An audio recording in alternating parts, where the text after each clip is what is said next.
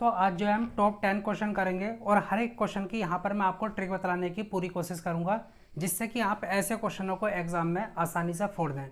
देखिए पहला क्वेश्चन आपसे आरआरबी एनटीपीसी 2016 में पूछा गया है। इस तरीके के क्वेश्चन भी पूछे जाते हैं।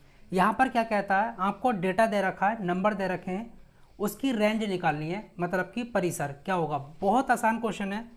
देखिए आपको क्या क्या नंबर दे रखे हैं, यहाँ पर लिखिएगा 3, ओके, 1, 4, 6, 5, 7, 3, 8, 1 और 4 ये दे रखा है। आपको क्या निकालना, रेंज, ओके, परिसर निकालना, रेंज। कैसे निकालते हैं, देखिए बहुत आसान है, बहुत ही सिंपल है। यहाँ पर सबसे बड़ा डेटा क्या है, 8। सबसे बड़े नंबर में से सबसे छोटा नंबर घटा लीजिए। सबसे छोटा यहाँ पर क्या है, 1, ठीक है। तो यहाँ पर कितना है, 7। आपकी जो रेंज रहने वाली है, आपका जो परिसर रहने वाला है वो 7 रहने वाला। कौन सा ऑप्शन सही जाता है, ऑप्शन आपका सी बिल्कुल करेक्ट जाता है। तो इस तरीके से हम रेंज निकाल लेते हैं। सबसे बड़े नंबर में से सबसे छोटा नंबर घटा लो, आपकी रेंज निकल कर आ जाएगी। चलिए अगला क्वेश्चन आपसे आरआरबी एनटीपीसी 2021 में पूछा गया है। ये कहता है यदि अंडर रूट 484 फिर उसके अंदर अंडर रूट 25 डिवाइड x बराबर 22 है तो x का मान ज्ञात करना। बहुत ही आसान क्वेश्चन है। देखिए आपको दे रखा है अंडर रूट 484 इस तरीके से, ओके, फिर स्क्वायर रूट है, okay, under root 25 divide x बराबर में क्या दे रखा है आपको, 22। आपको x का मान ज्ञात करना है। कैसे करेंगे, देखिए अगर आपको याद हो 22 का स्क्वायर क्या होता है, 22 का स्क्वायर 484 होता है। क्या होता है, 484। इसका मतलब ये हुआ 484 का स्क्वायर रूट क्या होगा, 22। तो यहाँ से मिला 22। आपका क्या रह गया, 25 डिवाइड x बराबर 22, ओके। 22 इकन 22, एक बारी में कट गया, बचा क्या मैं इसको इस तरीके से लिख सकता हूँ, 25 डिवाइड में x, ओके, और ये स्क्वायर रूट बराबर में कितना, 1। अब देखिए ये स्क्वायर रूट इधर जाएगा और स्क्वायर बन जाएगा। तो 25 डिवाइड में x बराबर में 1 की स्क्वायर। भाई 1 की स्क्वायर कर लो या 1 की क्यूब कर लो, कुछ भी कर लो, 1 ही आने वाला है, ओके। यहाँ पर बटे 1 मान लो, x की 1 से गुणा करोगे और 1 की 25 से, तो x की वैल्यू क्या आने वाली है, 25। तो आपका कौन सा ऑप्शन जो है सही जाता है, देखिए ऑप्शन सी आपका बिल्कुल करेक्ट जाता है। इस तरीके के क्वेश्चन को इस तरीके से फोड़ दिया जाता है। आप बहुत तेज़ी से भी कर सकते हैं, ये तो मैं आपको समझा रहा हूँ इसलिए जो है थोड़ा टाइम लग रहा है। चलिए अगला क्वेश्चन आपसे आरआरबी ग्रुप डी 2016 में पूछा गया और इस तरीके का क्वेश्चन बार बार पूछे जाते हैं। कैसे करेंगे, चुटकियों में कर लेंगे।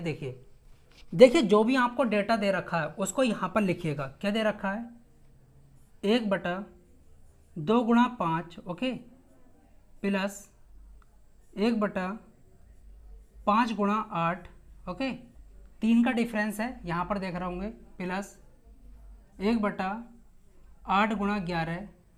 इसी तरीके से ये आपका कहाँ तक जा रहा है, 1/23 गुणा 26 तक। अब इसको आपको बिल्कुल भी कैलकुलेट करने की ज़रूरत नहीं है, बहुत आसान है।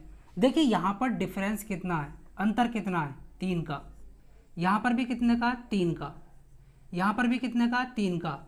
अगर अंतर सेम है तो एक फॉर्मूला होता है इसके लिए, 1 difference, okay, bracket 1 first term minus 1 last term, या लास्ट फैक्टर भी कह सकते हैं। बहुत आसान है। क्या है, देखिए जो ये डिफरेंस है ये डी की वैल्यू है, तो यहाँ पर रखते हैं, चलिए 1/3, ओके, ब्रैकेट। फर्स्ट टर्म का मतलब है यहाँ पर जो फैक्टर हैं, इसमें जो पहला फैक्टर है ये फर्स्ट टर्म है, तो 1/2 इस तरीके से, माइनस 1 लास्ट टर्म का मतलब है जो लास्ट वाला फैक्टर है 26, इसको यहाँ पर रखना होगा। बस इसको कैलकुलेट करें और आंसर आपका आ जाएगा। देखिए 1/3, यहाँ पर एलसीएम कितना आ गया आपका 26। ओके, 2 से 26 को काटेंगे तो 13 आएगा, माइनस 26 कन 26, इस तरीके से ये कितना हुआ 12। तो यहाँ पर 1/3 ओके गुणा 12/26 और यहाँ से 3 चौक 12, 2 दूनी 4, 2 एकन 2, 2 तिया 6। आपका जो आंसर आया वो 2/13 आया। तो इस तरीके से जो है हम निकाल लेते हैं। बताइए इस क्वेश्चन में क्या था? ऑप्शन सी आपका बिल्कुल करेक्ट जाता, ऑप्शन सी। चलिए अगला क्वेश्चन करते हैं। आपसे आरआरबी एनटीपीसी 2014 में पूछा गया बेहतरीन क्वेश्चन है, लाजवाब क्वेश्चन है, चुटकियों में उड़ा देंगे। देखिए क्या दे रखा है आपको, यहाँ पर दे रखा है, इस डेटा को लिखिएगा 1 - 1/2 ओके ब्रैकेट 1 - 1/3 ब्रैकेट 1 - 1/4, इस तरीके से चल रहा है। और कहाँ तक जा रहा है ये आपका 1 - 1/70 तक, और बराबर में क्या दे रखा है x/70। तो x का मान ज्ञात करना है, then the find the value of x। कैसे करेंगे? देखिए इसको करने से पहले मैं आपको समझा देता हूँ। अगर आपको ये दे रखा है, मानकर चलो 1 - 1/2 1 - 1/3, इस तरीके से 1 - 1/4, इसका जो आंसर आने वाला है ना, पता है क्या आने वाला है? इसका आंसर 1/4 आने वाला है। अब आप कहेंगे कैसे? ध्यान से सुनना। 2 एकन 2, 2 में से 1 गया 1, 1/2। यहाँ से क्या मिलेगा? 3 एकन 3, 3 में से 1 गया 2/3 ओके गुणा 4 एकन 4, 4 में से 1 गया 3/4। देखिए 2 से 2 गया, 3 से 3 गया, इसका जो आंसर आया 1/4 आया। तो यहाँ पर मैं डायरेक्ट भी लिख सकता हूँ 1/70 बराबर x/70, मतलब इस तरीके से 1/70 बराबर x/70। ठीक है, 70 से 70 गया, x की वैल्यू 1 आ गई, इस तरीके से। इतना आसान है। अब देखिए यहाँ पर मैं करके बताता हूँ। यहाँ से क्या मिलेगा? 2 एकन 2, 2 में से 1 गया 1/2 गुणा 3 एकन 3, 3 में से 1 गया 2/3 गुणा 4 एकन 4, 4 में से 1 गया 3/4। इसी तरीके से आगे भी नंबर आएंगे। ठीक है, गुणा 70 एकन 70, 70 में से 1 गया 69/70 ओके, बराबर में क्या दे रखा है x/70। ये इससे ये गया, इससे ये गया, इससे ये गया, इस तरीके से जो है चले जाएंगे। यहाँ से क्या आएगा 1/70 ओके बराबर में x/70। 70 से 70 गया, x की वैल्यू कितनी आ गई? 1 निकल कर आ गई। कौन सा ऑप्शन सही जाता है बतलाइए? ऑप्शन डी आपका बिल्कुल करेक्ट जाता है। तो ऐसे क्वेश्चनों को इस तरीके से कर लिया जाता है, घबराने की ज़रूरत नहीं है, बहुत आसानी है, ट्रिक रहने वाली है। चलिए अगला क्वेश्चन आपसे पूछा है, आपको डेटा दे रखा है 0.379 और उसके ऊपर बार है, का भिन्न रूप जो है आपको बतलाना है। ठीक है, भिन्न रूप कैसे करेंगे? देखिए बहुत आसान है। देखिए यहाँ पर जो भी आपको डेटा दे रखा है उसको राइट कीजिए 0.379 के ऊपर बार। इसको समझाने से पहले, इसको भिन्न रूप में लाने से पहले मैं आपको समझाना चाहता हूँ। देखिए ऐसे क्वेश्चनों को आप चुटकियों में उड़ा देंगे। अगर आपको 0.43 और इसके ऊपर बार दे रखा है, इसको किस तरीके से कन्वर्ट करेंगे भिन्न में? देखिए 43 को तो हम ऐसे लिखेंगे ओके, नीचे क्या लिखेंगे? जितने डिजिट के ऊपर बार होता है उतने 9 लिखे जाते हैं ओके। चलिए आगे करते हैं। अगर ये 3 से कट रहा हो काट दो, नहीं कट रहा तो मत काटो। अगर कहीं आपको इस तरीके से दे रखा है 0.431 और यहाँ पर 2 नंबर के ऊपर, मतलब कि 2 डिजिट के ऊपर बार दे रखा है, तो इसको कैसे लिखेंगे? देखिए 431, इसको तो लिखना ही लिखना है, माइनस जिसके ऊपर बार नहीं होता उसको घटाना होता है ओके। अब नीचे क्या लिखेंगे? जिनके ऊपर बार है उनके लिए तो 99 लिखना है, और जिस पर बार नहीं है, जिसके ऊपर बार नहीं है उसके लिए 0 लिखना है, इस तरीके से। अब यहाँ पर घटाइए, कितना आ जाएगा? यहाँ पर 400, कितना बचेगा आपका 27 ओके, और 990। अगर कट रहा हो काट दो, नहीं कट रहा तो मत काटो। देखिए अब ये बहुत आसान हो गया। क्या करना है आपको? आपको लिखना 379 -3।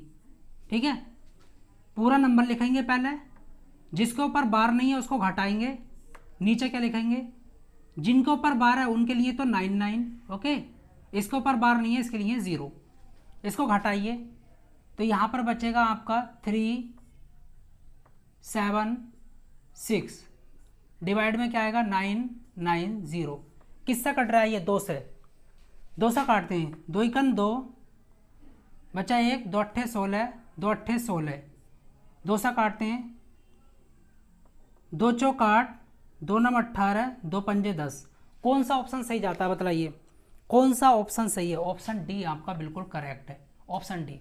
चलिए अगला क्वेश्चन क्या है, ये कहता है अगला क्वेश्चन, आरआरबी एनटीपीसी 2016 में पूछा गया है, 22 सेंटीमीटर की परिधि वाले एक वृत्ताकार क्षेत्र का क्षेत्रफल ज्ञात कीजिए। बहुत आसान क्वेश्चन है, चुटकियों में उड़ा देंगे। देखिए यहाँ पर एक वृत्ताकार क्षेत्र दे रखा है इस तरीके का, ये वृत्ताकार है, इसकी परिधि दे रखी है, परिधि क्या है, ये चीज़ जो है ये परिधि है, ठीक है, ये कितनी दे रखी है 2 पाई आर, 2 पाई आर आपको कितना दे रखा है 22 सेंटीमीटर। यहाँ से आर की वैल्यू निकालो, देखिए 2 गुणा पाई की वैल्यू होती है 22/7, कितनी 22/7 गुणा आर। देखिए क्योंकि आपसे यहाँ पर क्षेत्रफल पूछा है और क्षेत्रफल निकालने के लिए, वृत्ताकार क्षेत्र का क्षेत्रफल निकालने के लिए क्या फॉर्मूला होता है, पाई आर स्क्वायर।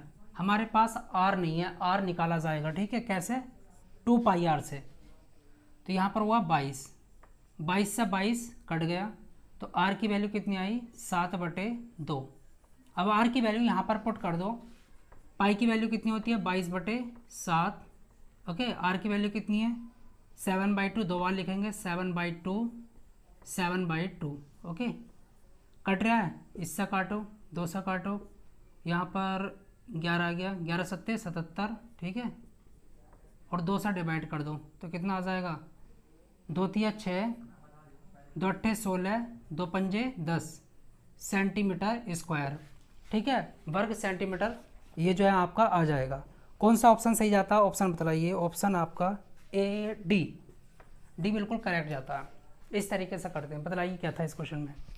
चलिए अगला क्वेश्चन देखिए, आरआरबी ग्रुप डी 2021 में पूछा गया, बेहतरीन क्वेश्चन है, कैसे करेंगे, 3 की पावर 11 प्लस 3 की पावर 12 प्लस 3 की पावर 13 प्लस 3 की पावर 14 ये दे रखा है, ठीक है।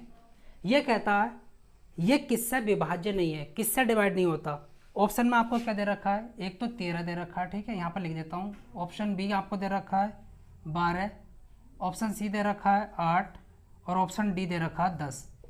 किससे डिवाइड नहीं होगा, चलिए कैसे करेंगे। देखिए 3 की पावर 11 में सभी में से कॉमन ले सकता हूँ, 3 की पावर 11, ओके, तो यहाँ पर क्या बचेगा 3 की पावर 0 बचेगा क्योंकि पूरा नंबर बाहर आ गया है, प्लस यहाँ पर क्या बचेगा 3 की पावर 1, भाई 11, 3 की पावर 11 तो बाहर निकल चुका है ना, तो 1 बचेगा यहाँ से, प्लस यहाँ पर 3 की पावर 2 प्लस यहाँ पर 3 की पावर 3 बचेगा, ओके। अब देखिए 3 की पावर 11 तो यहाँ पर लिखूँगा और यहाँ पर क्या आएगा, किसी भी नंबर की पावर 0 हो उसकी वैल्यू 1 होती है, प्लस 3 की पावर 1 है तो 3 आएगा, 3 की पावर 2 है तो 9 आएगा, 3 की पावर 3 है तो 27 आएगा, ओके। अब देखिए 3 की पावर कितना 11 गुणा यहाँ पर ये कितना हो गया 27 और 9 आपका 36 और ये 4 40। अब देखिए किस किस से ये डिवाइड हो रहा है, 8 से डिवाइड हो रहा है, हाँ बिल्कुल हो रहा है, 8 पंजे 40, भाई अगर 40 कट गया तो पूरा नंबर कट गया ना, तो इससे तो डिवाइड हो रहा है, 10 से हो रहा है, 10 से भी हो रहा है, 10 चौक 40, क्या 12 से हो रहा है, चलिए 12 से देखते हैं 12 से हो रहा है कि नहीं हो रहा है। देखिए क्या मैं यहाँ से 3 की पावर 10, एक 3 को चौरा सकता हूँ, 3 की पावर 1 लिख सकता हूँ या 3 लिख सकता हूँ, गुणा 4 गुणा 10 लिख सकता हूँ, ठीक है, इस तरीके से 40 को 4 दाई 40 होता है, 4 तिया 12, तो देखिए 12 से भी कट रहा है ये। अब एक ही नंबर बचा जिससे नहीं कट रहा, ठीक है, तो ऑप्शन जो है आपका ए जो है बिल्कुल करेक्ट है। बस 13 से ये नंबर डिवाइड नहीं होगा, यही आपसे पूछा कि किससे डिवाइड नहीं होगा ये, तो ये जो है 13 से डिवाइड नहीं होगा क्योंकि कोई भी फैक्टर ऐसा नहीं है जो 13 से डिवाइड हो रहा हो। 10 से हो रहा है, 8 से हो रहा है, 12 से हो रहा है, आप देख सकते हैं।